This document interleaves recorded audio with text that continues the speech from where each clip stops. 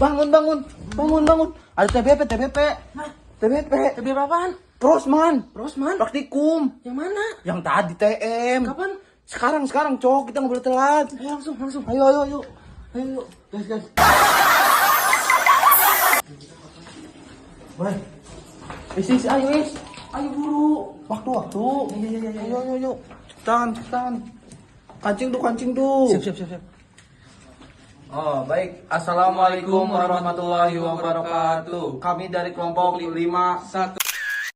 Perkenalkan, nama saya Rizky Ramadhan Putra dengan RP 233010085. Perkenalkan, nama saya Muhammad Faisal Mahdi dengan NRP 2330158. Kali ini kami di sini akan menjawab pertanyaan mengenai tugas besar pendahuluan proses manufaktur.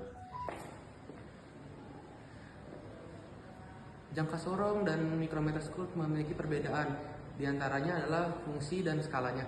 Untuk mikrometer digunakan untuk mengukur diameter yang lebih kecil dengan skala 0,01 mm. Dan jangka sorong digunakan untuk mengukur diameter dalam, diameter luar, dan kedalaman dari sebuah benda kerja dengan skala 0,05 mm.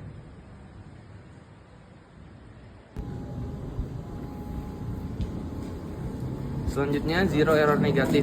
Zero error negatif pada jangka sorong terjadi saat skala nonius terletak pada angka sebelum 0. Misalnya, skala 0 nonius terletak pada sebelum 0 utama. Baik, selanjutnya itu yang ketiga ada bagian-bagian dari jangka sorong. Yang pertama itu ada rahang dalam. Yang mana rahang dalam ini berfungsi untuk mengukur kedalaman suatu benda seperti pipa ataupun cincin. Yang kedua itu ada rahang geser, yang mana fungsinya sama untuk mengukur si bendanya, tetapi untuk mengukur kepanjangan suatu benda. Nah, yang ketiga itu ada skala nominus, yang mana untuk mengukur suatu benda dengan skala 2 angka di belakang koma. Misalnya 0,02 atau 0,05 mm. Nah, kemudian yang keempat itu ada skala utama yang menunjukkan tingkat milimeter atau inci suatu benda. Yang kelima itu ada baut pengunci. Nah, yang mana baut pengunci ini berfungsi sangat penting dalam pengukuran, yang berfungsi untuk mengunci rahang geser agar saat perhitungan tidak bergeser. Kemudian yang keenam, yang terakhir itu ada tangkai kedalaman, yang mana tangkai kedalaman ini berfungsi untuk mengukur kedalaman suatu benda. Nah, selanjutnya itu ada jenis-jenis mesin milling. Yang pertama itu ada mesin milling horizontal, yang mana berfungsi untuk memotong benda kerja dengan pisau milling yang dipasang secara mendatar. Kemudian itu ada mesin milling vertikal, yang mana berfungsi untuk memotong, melobangi, dan mengebor suatu benda. Yang ketiga itu ada mesin milling universal. Nah, mesin milling ini fungsinya sama seperti mesin milling pada umumnya, tetapi mesin milling universal ini bisa lebih fleksibel karena banyak kelebihannya. Kemudian yang keempat itu ada mesin milling CNC, yang mana mesin milling ini sudah terkomputerisasi dan otomatis, sehingga fungsinya lebih sangat fleksibel dan tingkat akurasinya sangat tinggi. Selanjutnya adalah macam-macam eretan pada mesin bubut. Yang pertama adalah eretan atas, eretan melintang, dan eretan alas.